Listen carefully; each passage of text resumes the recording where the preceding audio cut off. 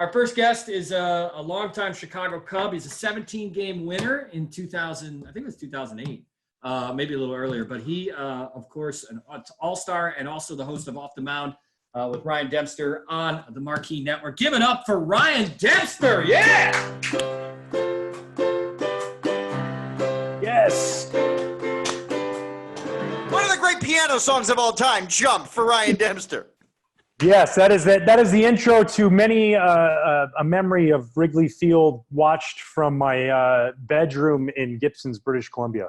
Oh, wow. There you go. Yes. See? How are you? Thanks for where are you at? Are you in Chicago sheltering in place, or are you somewhere else? I am. I was up close to Goldie there. I was up in Lake Geneva for 40 days and finally made my way back down to the city for some reason. But it is nice to be home, and I'm in my basement right now. This was going to be the season, it still is, but this was going to be the season where we got the full Off the Mound experience. I mean, tell us about Off the Mound, because this is a late night TV. This is like a late night show that you're doing, and this marquee was going to be a big deal. We just haven't had the games yet. Yeah, we were excited. We had done a bunch of them through live studio stuff, festivals, Cubs conventions, things like that, and we were going to be bringing it to Stage 773 right there in Wrigleyville, Lincoln Park area, and unfortunately, due to coronavirus, COVID-19, we are not doing it. So I just thought, well, why not call up some buddies? I was actually playing poker with Scott, and I was like, let me just go through the Rolodex and see who's down with this and who would want to do it. It turns out guys have free time, so they were in. For you, chipped 5-1, but I did come back to win that game. He did. It was incredible. Do you have a better appreciation of the media now that you're part of the media than when you were a player? Yeah, I think I always had honestly, I had an appreciation for what they had to do anyways. It's not easy going into that locker room with a bunch of guys, and having to ask the question. I learned really on, I asked the reporter, I go, when I have a bad game, why are you asking me, did you feel good out there, or how'd you feel? And he's like, because I got to get your words. I can't just think what you felt or how you felt. And so I kind of understood it, and I understood that they had a job to do.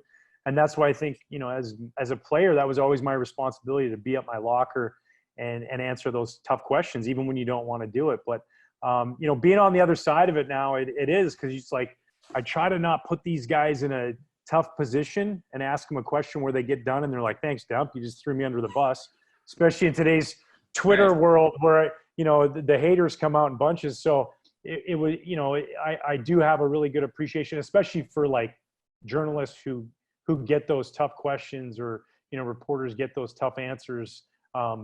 It's not easy, and it's definitely, I'm just in the beginning stages of hopefully a long journey. It's fun to watch last night. ESPN did the Korean baseball opening day. Yeah. And they showed a lot of the stuff, and I was watching. Tyler Saladino was like up there, and I was midnight watching it. So I'm like, oh, this is great. It's like some Chicago connections. But the game played without an audience, or without spectators. It seems like that might be the way that the Major League Baseball may go when they get back on the field. How do you look at that? The White Sox have been doing that for many years. How do you feel about that? How do you feel about the idea of, as a former player, but also someone who is an ambassador for the game, about getting back on the field without spectators? Yeah, I was just going to say, he said the White Sox. I came up with the 98 Marlins. I pitched in front of 104 people against the Expos, so I know what that's like. I think it's important that we're just playing baseball, and it's going to suck to not have fans, but at the same time, to be able to be out on the field and for players playing, for us sitting at home to be able to turn on a TV and watch our favorite players playing a game. Baseball's been this like big cure for so many things, right? Like they went away to war in World War II, and the women started their league and had this, people went in droves because it was baseball was being played.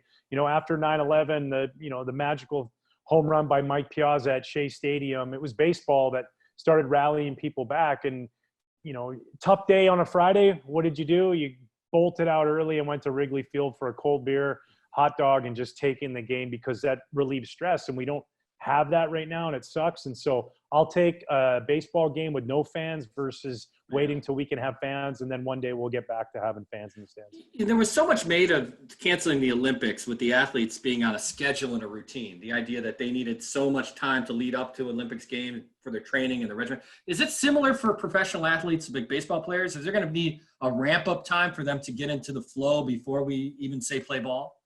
Yeah, it won't be as long as it normally was because these guys were already throwing and hitting, and most of them have continued to do that. They continue to play catch, hit off a tee, hit in their cage, whatever they've been doing. So I think you'll probably look like a condensed version, like 3 or 4 weeks max versus what it was. But you're definitely going to have some sort of spring training. And I'll tell you what, the guys who went home and continued to work out and do their thing, they're going to start out of the gate on fire and kind of ahead of the guys who weren't doing that.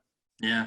I think they got to come up with some gimmicks if there's not going to be, the sausage races and the Dunkin' Donuts races and things at the stadium. What's going to be fun is like every year you see it, there's always like, the team that nobody expected to be in it. And right. Like July 1st, that team's in it because it's, a 3 month and then they get injuries and they don't have the depth. You're going to have like 4 or 5 teams. You'd be like, what? Arizona's in first place over the Dodgers? This is amazing. Yeah, right?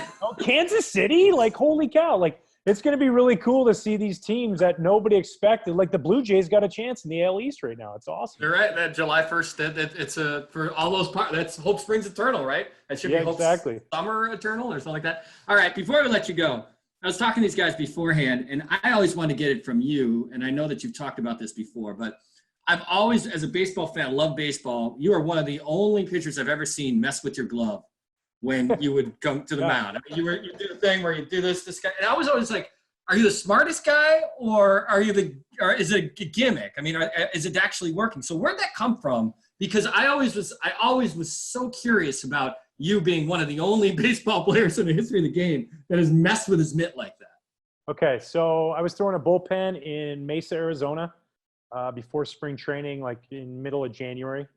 And Tyler Colvin, outfielder that we had, he was up. He's like, you mind if I stand in? So he just wanted to track some pitches. And when I got my glove like this, my hand in my glove, if you watched I had to dig in to get a split grip. I really had to get in there. So when I was in my glove like this, when I'd switch from my split to my slider, you could see my wrist go like this. And so we got done, and he was like, hey, I can see I don't know if it's a fastball or slider, but I know it's no longer a split. And I was like, whoa.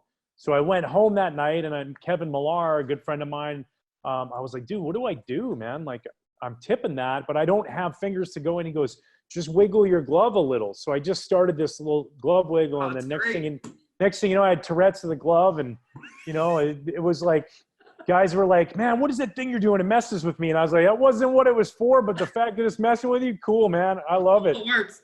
Yeah. I always thought it was just some sort of mind game you were playing with some of those big hitters, but that's great. I always said I was a big sweater. I perspirated a lot of them out. It cooled me off too. So it was a win-win situation.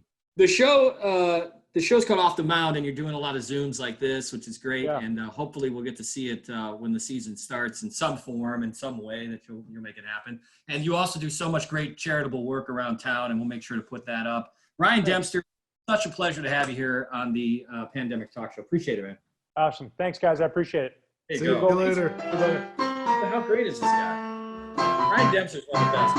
How great was that? That's great.